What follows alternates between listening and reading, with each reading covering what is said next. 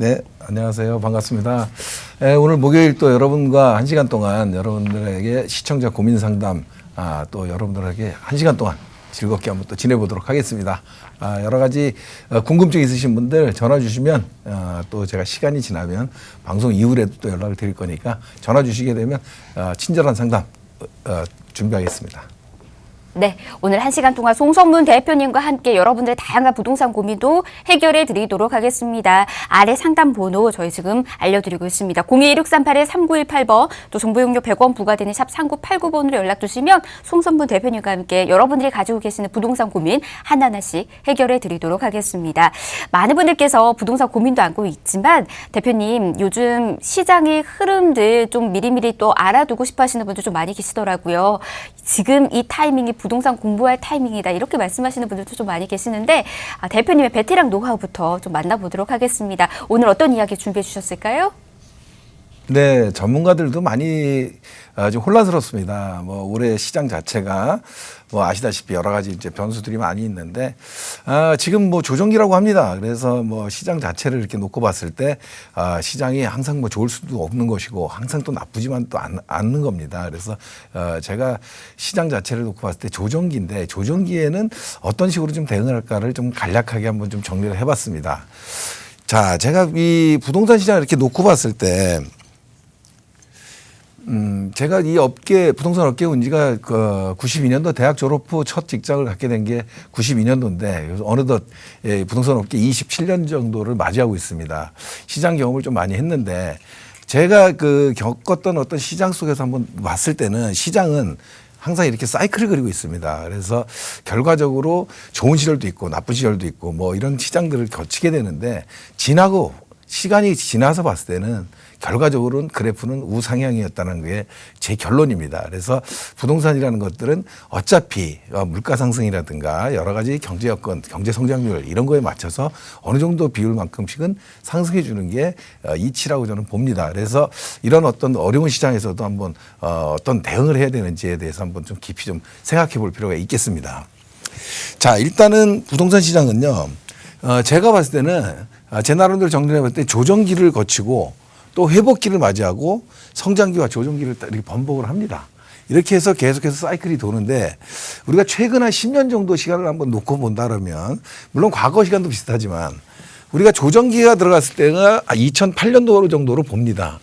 다 아시겠지만 미국 서브프라임 모기 사태로 인해서 전 세계적으로 힘들어졌고, 이때가 실질적으로 가격이 내려가는 시점이었습니다.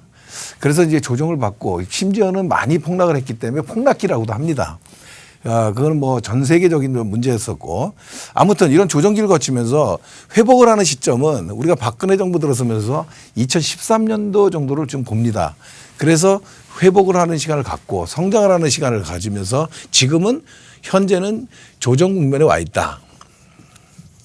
이렇게 보시면 될 것 같습니다. 그래서 이런 어떤 조정기, 회복기, 성장기를 거쳐서 다시 또 조정기를 맞이한다. 결국 사이클은 돈다. 다만 이렇게 과거 10년 전에는 굉장히 좀 힘든 시간을 많이 보냈습니다. 한 5년 정도 침체기를 겪었는데, 당시에는 아까도 말씀드렸지 여러 가지 전 세계적으로 미국 지금 금융위기 사태로 인해서 경제적으로 너무 어려운 상황이었기 때문에 그런 어떤 폭락 사태가 있었던 것 같습니다. 자, 이렇게 본다 그러면 조정기, 지금 과연 이 시기에는 어떤 식으로 대응을 해야 될 건가. 과거 시장을 놓고 봤을 때도 보면 이때 당시에도 봤을 때 모든 주택이 하락하지는 않았습니다. 2008년 이후에 가격이 서울 수도권의 아파트 가격이 평균 30% 하락을 했습니다. 또 많이 하락한 데는 50%까지 하락을 했죠. 결국 이렇게 하락했는데도 서울에 있는 소형 아파트, 도시형 생활주택 이런 것들이 이 시기에도 가격을 상승했습니다. 그래서 이런 것들을 봤을 때 이건 왜 그러냐면 인구 구조의 변화였겠죠. 1인 가구, 2인 가구가 급증하는 어떤 상황 속에서 공급이 없었다. 그랬기 때문에 결국은 이런 모든 아파트 가격이 하락을 하고 있었는데도 소형 아파트와 도시형 생활주택은 가격이 올랐던 과거 전례가 있습니다. 따라서 지금 현재 이런 지금 현재 상황의 조정기를 맞이했을 때도 지금 인구 구조 변화가 과거보다 더 1, 2인 가구 증가폭이 굉장히 큽니다. 그래서 이런 것들이 앞으로도 소형 주택에 대한 것은 강조하는 것은 여러 번 얘기해도 지나치지 않다 이런 생각이 듭니다. 결국 이런 소형주택을 선택을 해야 되는 것들은 일단 업무 지역이 좀 인접한 지역으로 좀 들어가야 될 것 같습니다. 그래서 보수적으로 우리가 접근하는 방법인데 업무 지역이 가까이 있는 뭐 다 알고 계시는 일이겠지만 이런 것들을 좀 선별해서 들어갈 수 있는 좀 지혜가 필요하겠다. 여기서 좀 유의해야 될 거는 이런 소형주택을 선택을 할 때 작은 1, 2인 가구를 위해서 우리가 들어가는 것이기 때문에 학군보다는 교통 쪽에 무게를 좀 둬야 된다. 교통이 편리한 곳이 상당히 훨씬 유리하다. 이렇게 보면 될 것 같습니다. 또 한 가지는 이제 단기적으로 호재 실현 지역을 좀 선택을 해야 되는데요.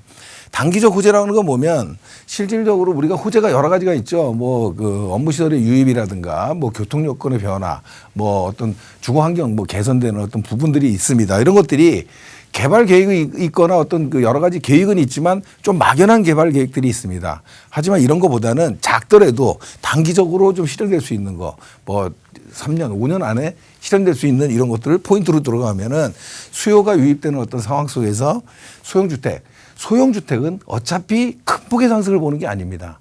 그래서 어느 정도 안정된 수익을 볼 수 있는 이런 부분은 분명히 실현 가능하다 이렇게 보여집니다.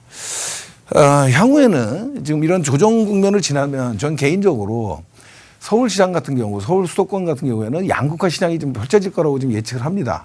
양극화라는 거는 많이 말씀을 드렸지만 서울 도심과 시외곽 또 서울과 경기, 서울 수도권과 지방 뭐 이런 것들입니다. 그런데 우리가 서울 내부적으로 봤을 때도 중심과 외곽 또 신축과 또 오래된 구축 이런 어떤 차이는 분명히 나올 거로 보이기 때문에 앞으로 시장은 지금 어떤 공급에 대한 얘기도 많이 나오고 있지만 시장 양극화에 좀 대비를 해야 되겠다 이런 생각이 좀 듭니다. 그래서 이런 것들을 좀 생각해 봤을 때 신축으로 들어가서 소형주택 결국은 소형 아파트라든가 이런 것들 단기적인 호재가 좀 반영이 되는 곳 이런 것들을 좀 찾아내는 게 조정기에 대응하는 전략이다 이렇게 보여집니다. 이런 거는 이 네 가지는 실질적으로 이 어떤 투자라든가 실수요 개념으로 좀 보면 될 것 같은데 매수 쪽이죠.